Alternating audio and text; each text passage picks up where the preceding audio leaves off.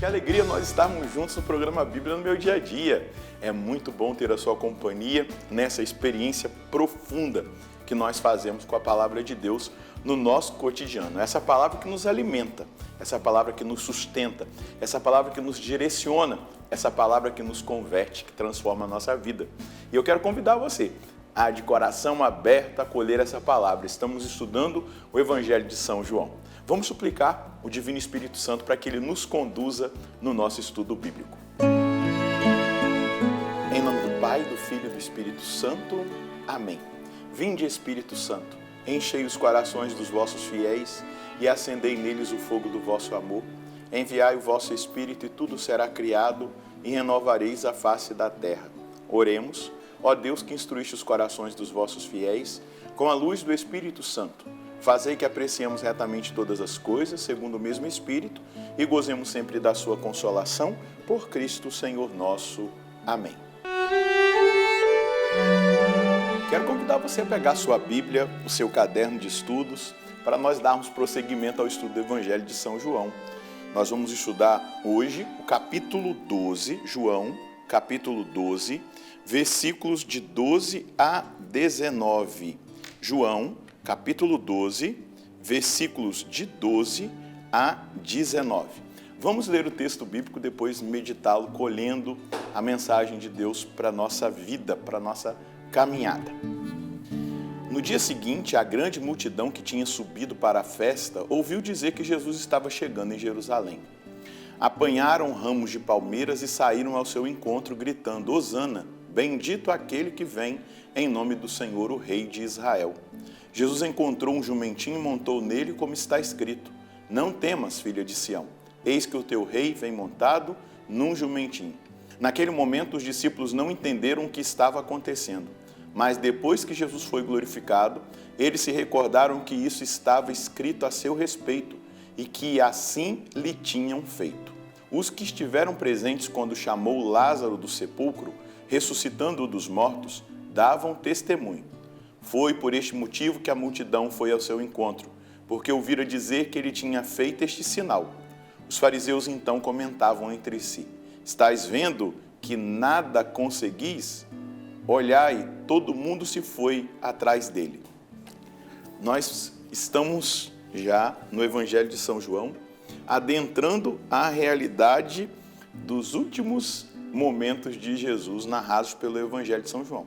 Aqui é a entrada triunfal em Jerusalém, cumprindo a profecia de Zacarias, capítulo 9, onde Zacarias vê, o rei de Israel entrando, montado no jumentinho. Claro, se a gente olhar para trás, ir ao livro dos reis, nós vamos ver Salomão também adentrando a cidade, para tomar posse do reino.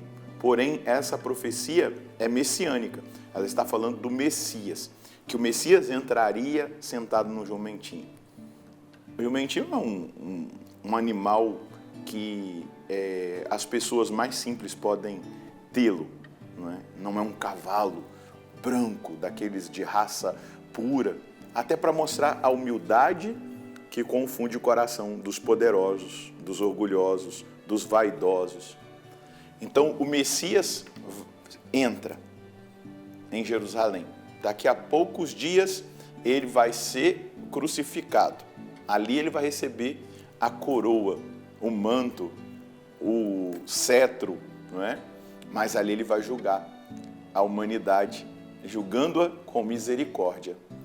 Então, nós vemos esse Jesus manso e humilde, entrando num jumentinho. No dia seguinte, a grande multidão que tinha subido para a festa ouviu dizer que estava chegando a Jerusalém. Jesus estava chegando a Jerusalém. Então, essa multidão que ouviu dizer é essa multidão que se apresenta ali. Apanham os ramos de palmeiras, versículo 13, e saíram ao seu encontro aclamando: Hosana, salva-nos, bendito aquele que vem em nome do Senhor, o Rei de Israel. Então, ele é o Rei definitivo. O meu reino não é desse mundo. Ele vem implantar um reino definitivo. Jesus, tendo encontrado um jumentinho, montou nele, como está escrito: não temas, filha de Sião, eis que vem o teu rei sentado no jumentinho. É o cumprimento de uma profecia, é o cumprimento de uma promessa. Nós nunca podemos perder de vista que Deus cumpre todas as suas promessas. E promessas essas de salvação para a nossa vida, de redenção, de transformação. Esse rei montado no jumentinho é o nosso Salvador, é aquele que veio nos salvar. Nós não podemos perder de vista a salvação. Qual é o objetivo, qual é a missão? Para que o Verbo se fez carne? Para que Jesus nasceu na nossa natureza humana? Para nos libertar, para nos salvar. E nós devemos também glorificar: Hosana, bendito que vem em nome do Senhor. Ele vem nos salvar. Versículo 16. Naquele primeiro momento, os discípulos não compreenderam essas coisas, mas depois que Jesus foi glorificado, recordaram-se de que isso estava escrito a seu respeito e que assim lhe tinham feito. Por que nós começamos o estudo bíblico todos os dias na Bíblia, no meu dia a dia, invocando a presença do Espírito Santo? Então, os discípulos, nesse momento, ainda não tinham recebido o Espírito Santo. Eles ainda não tinham a sua inteligência esclarecida pelo Espírito Santo para entender as Escrituras, para entender os atos proféticos, as realidades operadas por Jesus. É o Espírito Santo que nos dá a compreensão da palavra. Depois que Cristo foi glorificado, depois da ascensão, eles recebem o Espírito Santo e eles começam a entender tudo o que eles viveram. No entanto, que, claro, o Evangelho é pós-pascal. Eles vão escrever aquilo que eles viram, ouviram, compreendendo aquilo que Jesus faz. E é exatamente isso que nós estamos tocando agora. O Senhor está falando conosco pela Escritura, iluminando a nossa consciência e levando-nos ao entendimento da obra salvífica. Ele veio para nos salvar. Versículo 17. A multidão que estivera com ele, quando chamou Lázaro do sepulcro e o ressuscitou dentre os mortos, dava testemunho. Foi por isso que a multidão foi ao seu encontro, porque ouvira dizer que ele tinha feito este sinal. Então, essa multidão tocada pela graça, essa multidão que experimenta algo extraordinário, vê algo extraordinário, toca em algo extraordinário na ressurreição. Gente, a dificuldade da liderança religiosa, dos escribas, fariseus, doutores, de entender aquilo que está escrito sendo visualizado e acontecendo diante dos olhos deles. Eles se fecham de tal forma num conceito ideológico que eles não conseguem compreender aquilo que Jesus estava realizando, fazendo, operando e cumprindo cada uma das profecias em relação ao Messias. O Messias abriria a vista dos cegos, o ouvido dos surdos, curaria os leprosos, ressuscitaria os mortos e pregaria a boa nova aos pobres. Então, o povo simples que viu Lázaro ressuscitado comprova: bendito que vem em nome do Senhor. Hosana, ele é o rei de Israel, ele é o Messias. Às vezes a gente ouve algumas pregações que falam assim: esse mesmo povo que aclamou com as palmeiras, gritou, crucifica-o. Não acredito. Não acredito. Acredito que esse povo aqui permaneceu ali fiel, talvez não compreendendo tanto o que Isaías vai dizer no capítulo 53, que o Messias é o servo sofredor, que o Messias é o Deus crucificado por amor a nós, que paga o preço do nosso resgate, da nossa redenção com o seu próprio sangue. Mas eles, eu não acredito. Claro, na hora da prova, da perseguição, da dor, do sofrimento, do incompreensível, pessoas podem abandonar aquilo que acreditaram e voltar-se contra aquilo que acreditaram? Pode, a gente já viu isso muitas vezes. Talvez você já tenha até tocado nisso na sua própria vida. No momento de prova, você acabou aí questionando Deus e tal. Mas eu não acredito que 100% daqueles que gritaram Hosana foram lá gritar crucifica-o. Eles acreditaram que ele era o Messias. E nós precisamos acreditar. Agora vamos lá, olha a liderança.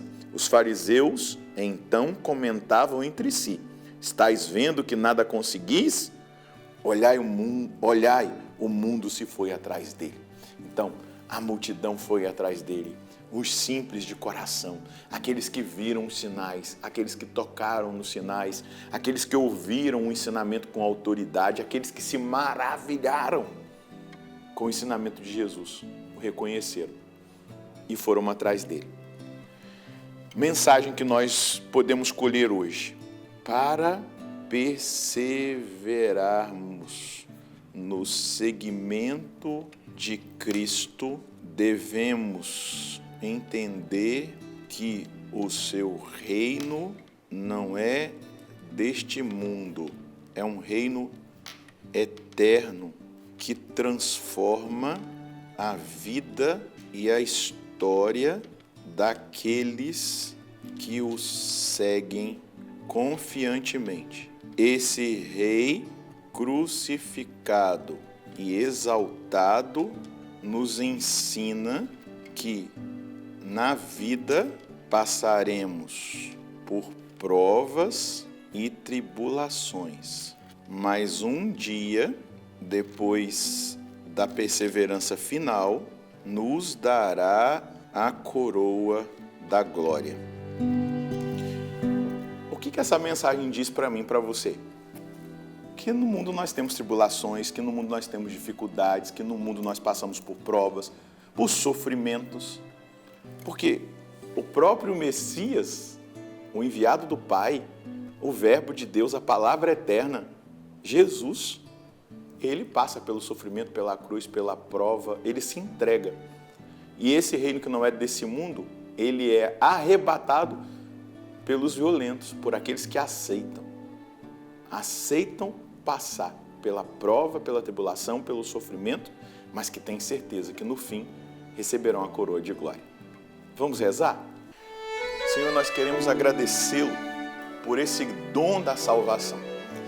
Contemplá-lo entrando em Jerusalém, montado num jumentinho, cumprindo a profecia, cumprindo a promessa do Pai, feita pelos profetas, especialmente por Zacarias, nos dá essa certeza e essa clareza de que o Senhor veio nos salvar e não nos condenar, mas que essa salvação exige de nós uma adesão, exige de nós uma compreensão de quem nós somos, exige de nós, Senhor Deus, uma experiência profunda com o Senhor e com tudo aquilo que o Senhor permite que nós vivamos, para que nesse processo de seguimento nós sejamos purificados, para adentrar no seu reino eterno, na salvação eterna.